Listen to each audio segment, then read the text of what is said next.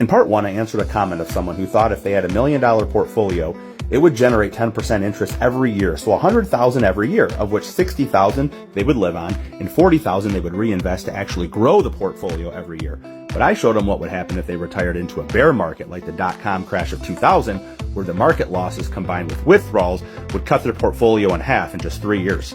I promised for part two that I would come back and show the rest of the decade when the market started recovering. So in 2003, the market went up 28%. So even though he was still withdrawing $60,000, the portfolio actually grew that year. And you're going to see through 2004, 2005, 2006, we're getting positive market returns. So even though he's withdrawing money, his portfolio is remaining pretty level. So in 2007, he ended with $510,000.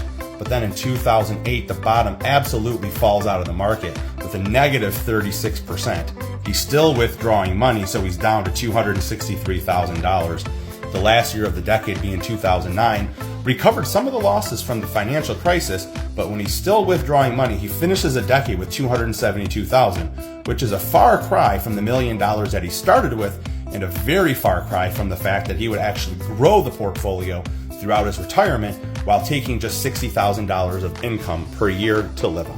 A sequence of returns risk, and you just saw it in action. And that's why I highly recommend having non-correlated asset classes like cash value life insurance and fixed index annuities to serve as a volatility buffer, as a safe bucket of money to draw from when your market investments are down.